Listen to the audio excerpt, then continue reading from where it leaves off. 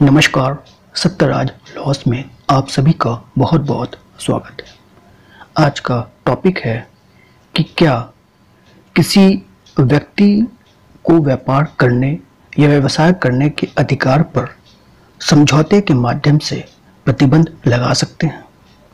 अगर लगा सकते हैं तो किन परिस्थितियों में और कब तक, और क्या इन प्रतिबंधों का कोई अपवाद भी है।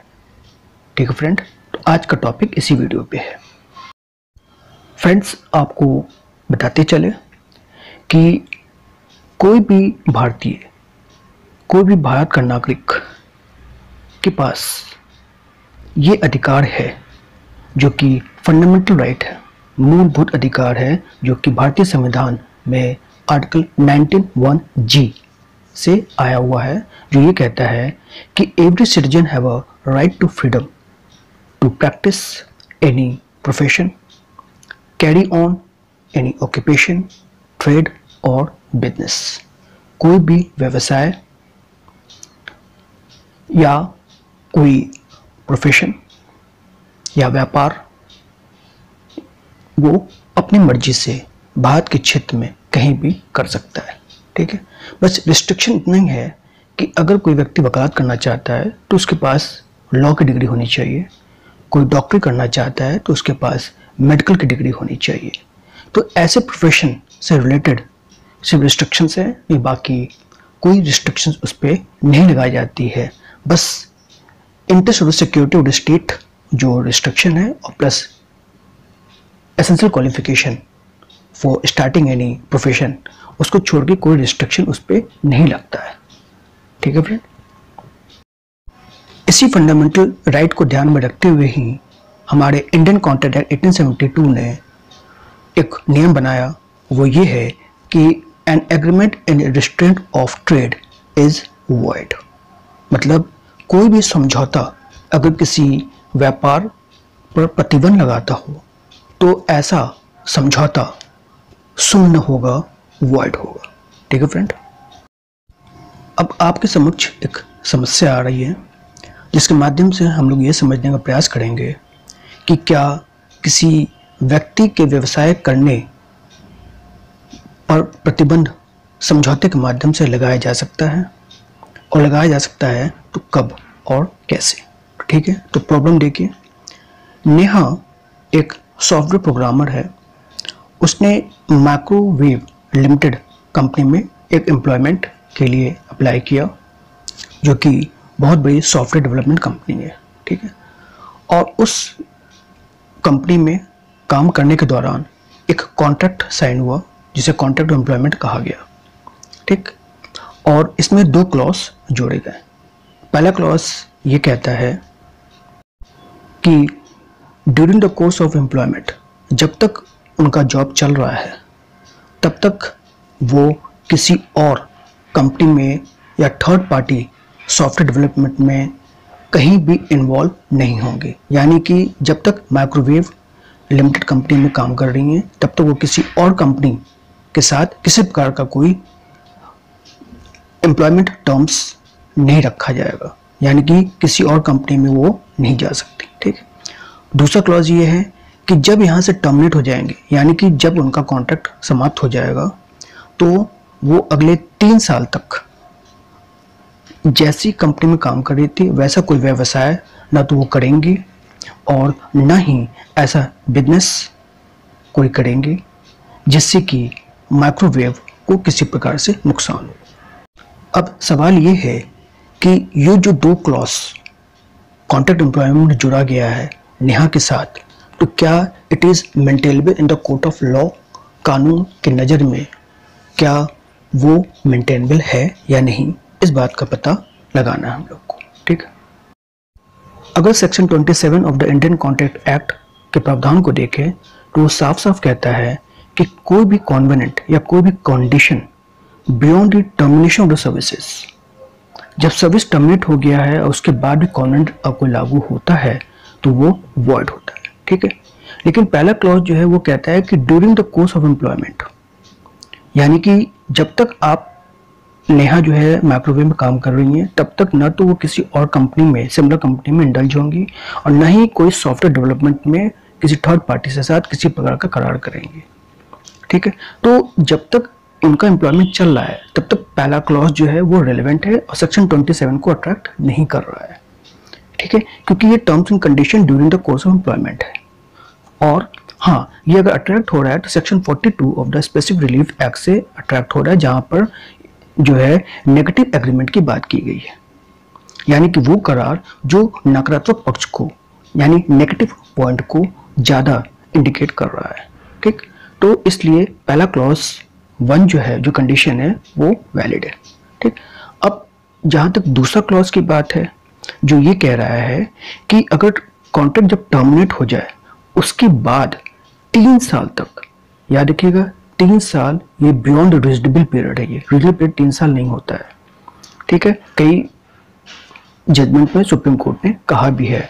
ठीक है, तो ऐसा कंडीशन कॉन्ट्रैक्ट टर्मिनेट होने के बाद 3 साल तक ना वो सिमिलर कंपनी में इंडल्ज होंगी और ना ही कोई सॉफ्टवेयर डेवलपमेंट को कोई काम करेंगे जिससे माइक्रोवेव का डेवलपमेंट कंपनी को नुकसान हो। तो ऐसा कॉन्ट्रैक्ट जो है वो सेक्शन 27 के खिलाफ है, इट वायलेट्स। इसलिए ऐसा agreement after termination contract shall be void, वो शून्य हो जाएगा, that will not be applicable in the I of law. अब दूसरी समस्या आपके समक्ष आ रहा है कि सपोज करिए कि नेहा जो है वो कहीं एम्प्लॉयमेंट नहीं लेती बल्कि एक साझेदारी करती है, यानी पार्टनरशिप फॉर्म सॉफ्टवेयर प्रोग्राम के लिए वो एस्टैब्लिश करती हैं विथ अमित एंड सलमा। ठीक है, और ये तीनों मिलकर के एक नया सॉफ्टवेयर फॉर्म लॉन्च करती है जिसका नाम है नासवेयर। ठीक, 2 साल तक वो पार्टनरशिप में बनी रहती हैं, 2 साल बाद नेहा रिटायर हो जाती है। ठीक है, लेकिन पार्टनरशिप चल रहा है, यानी फॉर्म चल रहा है अमित और सलमा के नेतृत्व में। जब नेहा रिटायर्ड हुई तो इनको जो भी ड्यू था वो पार्टनरशिप फॉर्म में इन्हें मिल गया, यानी कि जो भी इनका ड्यू निकलता था वो 25 लाख रुपए इनको, जो भी क्लेम था इनके नाम पे और जितने बेनिफिट थे वो सारे इनको दे दिए गए। ठीक है, और उसके बाद इनका रिटायरमेंट हो गया। रिटायरमेंट के बाद नेहा ने एक अपनी सॉफ्टवेयर कंपनी लॉन्च कर दी जो कि सिमिलर टू नासवेयर था। तो क्या नेहा ऐसा काम कर सकती है कि जिस फॉर्म में रही हो, फॉर्म छोड़ने के बाद वो अपने नाम पे वैसा ही सिमिलर कंपनी अपने नाम पे लॉन्च कर सकती है या नहीं? इंडियन पार्टनरशिप एक्ट 1932 के प्रावधानों को देखें तो अगर नेहा ने कोई साझेदारी की है और उसे रिटायर होने के बाद अगर वो अपना व्यवसाय करना चाहती हैं तो वो नहीं कर पाएंगी, क्योंकि समझौता के अंतर्गत पार्टनरशिप बनता है और पार्टनरशिप में ये टर्म्स जोड़े जाते हैं जो कि सेक्शन 36(2) में जोड़ा जा सकता है कि रिटायरमेंट यानी आउटगोइंग पार्टनर जब फर्म से रिटायर्ड होगा तो वो एक स्पेसिफाइड पीरियड और with in specified local limit तक या विद इन रीजनल तक जैसा भी एग्रीमेंट है उसके अंतर्गत वो वैसा व्यवसाय नहीं करेंगी जैसा कि फर्म कर रही है। ठीक है, और जो एग्जिस्टिंग पार्टनर हैं वो इस एग्रीमेंट को बड़ी ही लीगली नेहा के खिलाफ enforceable to the court of law कर सकती है, यानी कोर्ट ऑफ लॉ के माध्यम से ऐसे एग्रीमेंट को वो पालन या इन्फोर्स करा सकती है, यानी कि नेहा को रोका जा सकता है कि वो वैसा बिजनेस या सॉफ्टवेयर कंपनी सोल प्रोप्राइटरशिप में लॉन्च न करे जैसा कि फर्म कर रही है। तब तक न करे जब तक कि एग्रीमेंट में जो रीजनेबल टाइम और लिमिट यानी कि स्पेसिफाइड पीरियड और स्पेसिफाइड लिमिट जो दी गई है उस लिमिट और पीरियड तक वो वैसा काम नहीं करेंगी, उसके बाद वो आज़ाद है करने के लिए।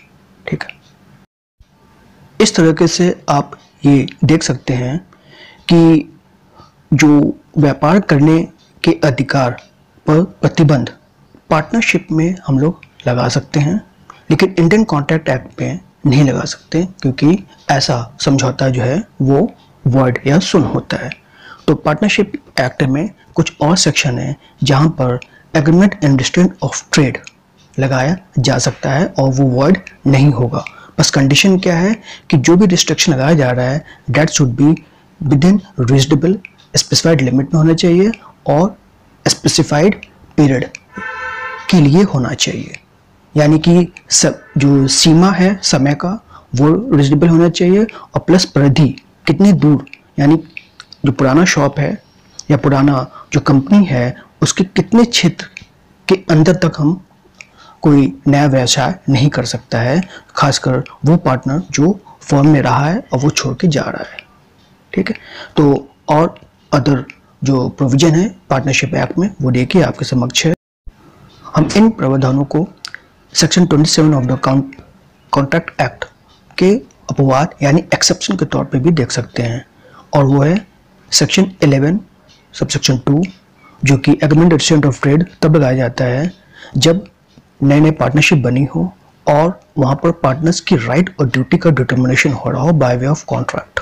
ठीक है, दूसरा है 36(2) जब कोई पार्टनर में रहा हो और पार्टनर छोड़ करके फर्म जा रहा हो, और अगर जा रहा है तो कोई कॉम्पिटिंग बिजनेस वो तब तक नहीं करेगा जब तक समझौता यानी फर्म एग्जिस्ट कर रही है या रीजनेबल रिस्ट्रिक्शन ना लग गया हो। फिर सेक्शन 54 है, वो एक एग्रीमेंट के माध्यम से तब लगाया जाता है जब फर्म का डिसोल्यूशन हो रहा हो। ठीक है, और लास्ट है सेक्शन 55(3) ये रिस्ट्रेंट तब लगाया जाता है जब फर्म डिसॉल्व हो गया हो और उसकी गुडविल बिक रही हो।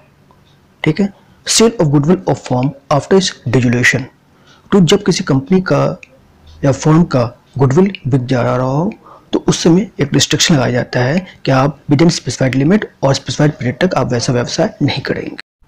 That's it, thanks for watching this video. अगले वीडियो पे हम नए प्रयास के साथ आपके समक्ष प्रस्तुत होंगे। तब तक के लिए जय हिंद, वंदे मातरम।